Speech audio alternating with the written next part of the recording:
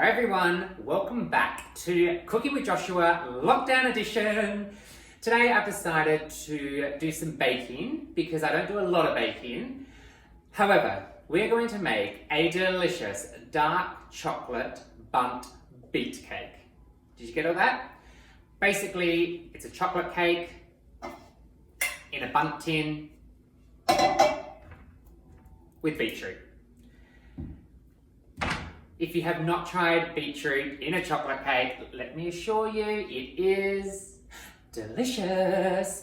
So let's get started and let's get cooking with Joshua. First thing we're going to do is boil these beets. So we've got 3 beets. I'm just going to chop them. Now I said boil them. I'm actually not going to boil them. That's a complete lie. I am going to steam them. But you can boil them if you like. I'm just chopping them in half. I'm not going to peel them or anything like that. Popping them into our steamer, which is already boiling away. Lid on. Shouldn't do that. Shouldn't even joke about things like that. Serious. Cooking is serious. Pop this away. Okay, so from there, while the beets are in there steaming, let's get cracking on the rest of the cake. I've already measured everything out because there is nothing more boring than watching me measure things. It's just not going to be interesting. So I thought I would do that. But first, with the Bunt tin, what I'm going to do is dust a little bit of it. Like, you can use, I don't know, about that. I know that baking is a science. I always say you have to measure things, but for this, you don't. It's about half a teaspoon. Basically, we just want to coat the tin with the cocoa powder. I've used a very dark, unsweetened cocoa powder because there's going to be enough sweetness in this cake with all the other ingredients. Okay, so that is nicely dusted. I'm just going to tip the excess off. La-da! Like so. Pop that aside. Wipe your hands on your apron because that's all part of baking and it always looks like you've actually worked harder than you have. Okay, from there to a separate bowl, we're going to add half a cup of olive oil,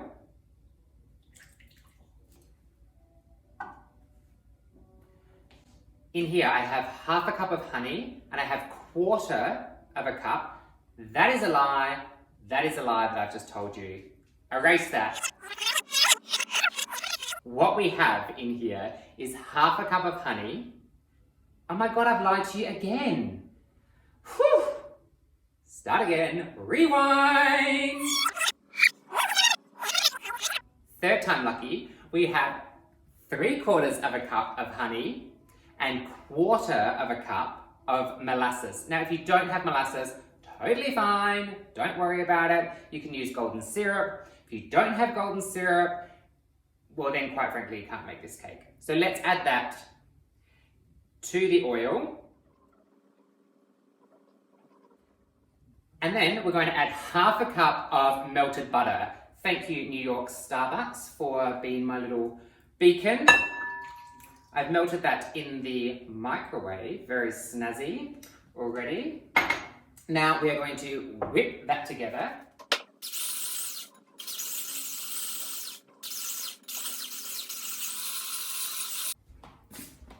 Okay, once that is all whisked together, we're going to add 1 teaspoon, just the one, of vanilla extract,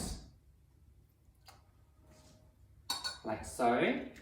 And then we're going to beat in our eggs one at a time.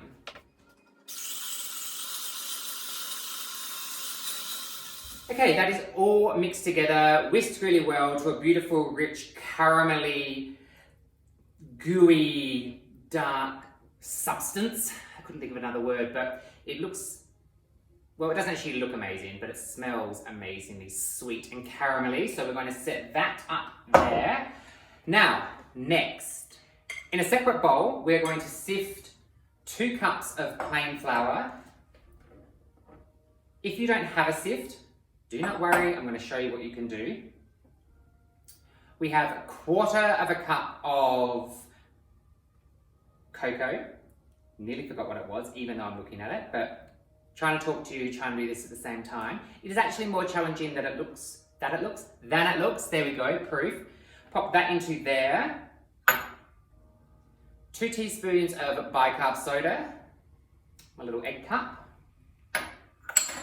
Now, if you don't have a sift, just use a whisk and give it a little whisk together. Because basically what you want to do is make sure that there are no clumps, lumps or bumps. Okay?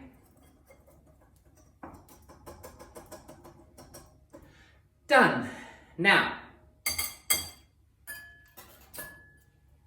we are going to fold this through our liquid mixture, which is our butter, our honey, our molasses, or our something from Canada. It's going to come to me, I cannot think of it.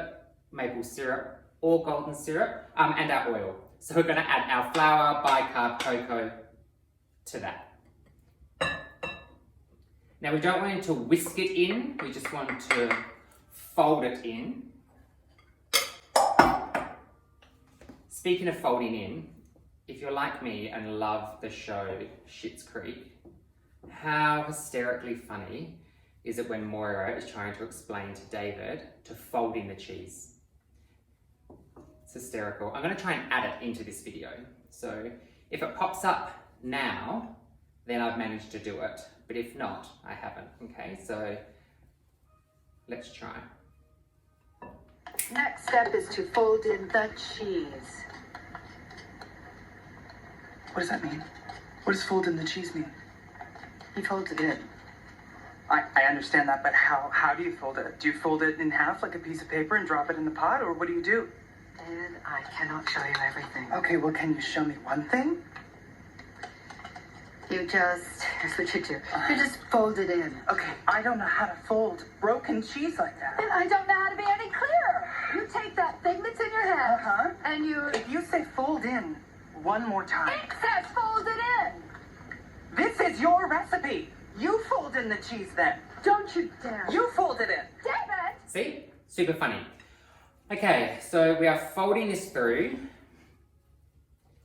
We don't want to over mix it, because we still need to add the beets, of course, which are still steaming away. Once they are steamed, we can peel them and then grate them, and then we'll add those to this mixture as well. Okay, that is good for now. Let's check on those beets. Okay, the beets have boiled, steamed, whatever you've done to them. You can even roast them in the oven if you like. I've peeled them. When they're done, the peel sort of kind of comes off really easily anyway, so yay. Now, what we're going to do is simply grate them with a box grater.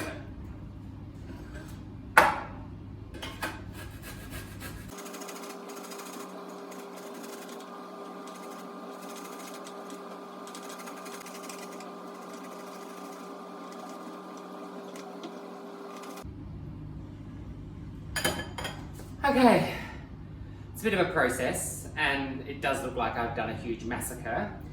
They're a little bit warm still on the inside, so be careful you do not burn your fingers or grate your finger off, but you won't probably know if you've grated your finger off because of all the colour. Okay, so next, let me pop this away.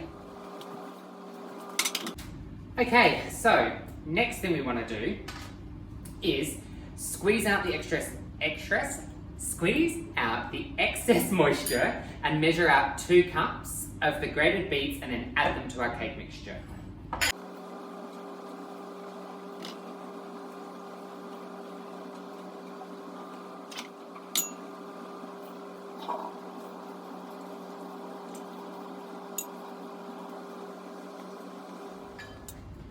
Cup 2. So let's clean this up. Let's keep the excess beet. Let's not waste it because we could use that tomorrow in a delicious omelette. Food for thought. Okay, time to clear this. Okay, that is cleared away. Now we want to fold in or mix in the beets. We have lightly powdered the Bunt tin with the cocoa. I've got the oven preheated at 180. Now I'm going to add the cake mix into the Bunt tin. Okay, we scraped out as much as we can, or in my case as much as I want to because I want to be able to lick the rest of it out. Give it a tap.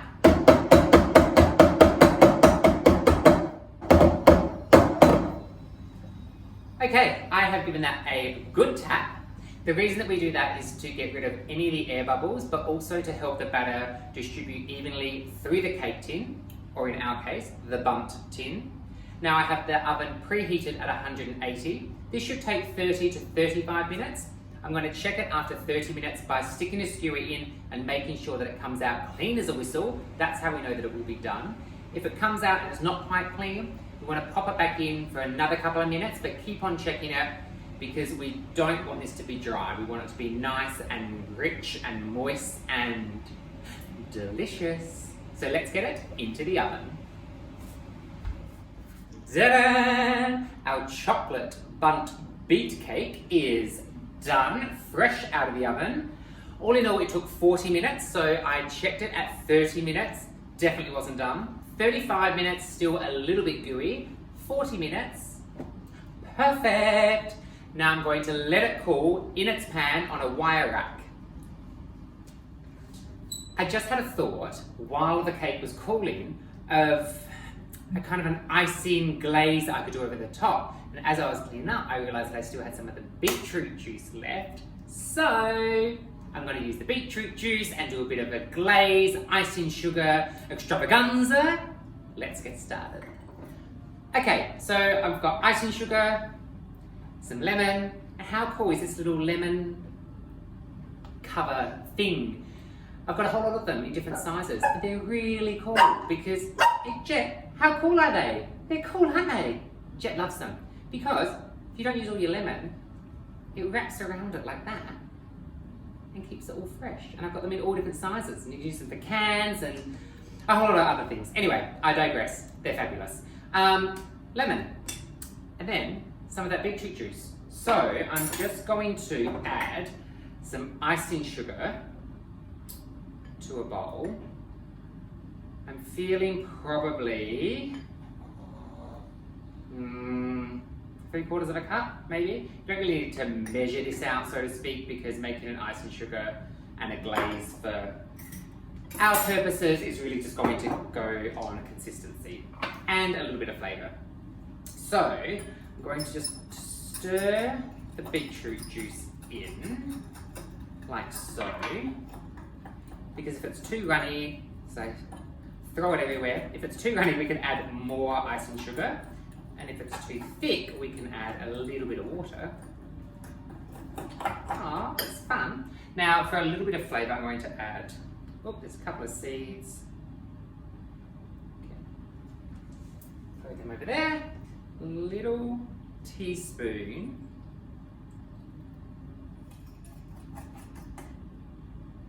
Okay, I am going to stick my finger in it and have a lick.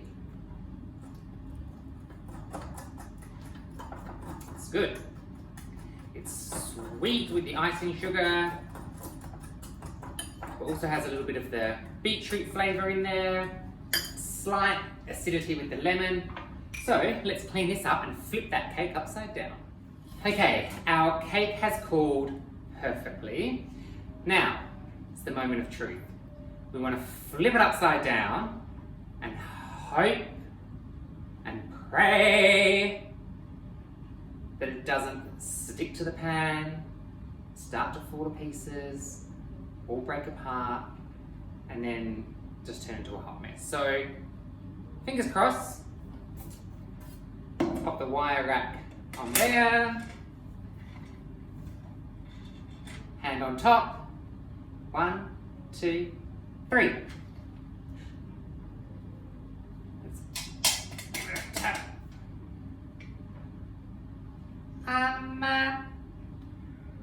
Amazing! That is fabulous! Pretty proud of myself. Thank you very much. Now, let's glaze it. Okay, simplest way to do this, I think anyway, is I'm just going to drizzle. I'm going to kind of drizzle it across. Hello. Hello, you deliciousness. It's actually pretty impressive. Now I don't want to completely coat it in the glaze, we just want a bit of colour. I mean, that's pretty fabulous. And there we have it. That is my rich chocolate Bunt beet cake. Thank you for watching Cooking with Joshua. Now, if you liked it, please subscribe, tell all your friends, hit like. If there's something I did that I shouldn't have done, feel free to comment below. I'm welcoming all your feedback. If you want me to cook something else, also comment. If you just want to send me a lovely message, you can do that as well. Until next time, thanks for watching Cooking with Joshua.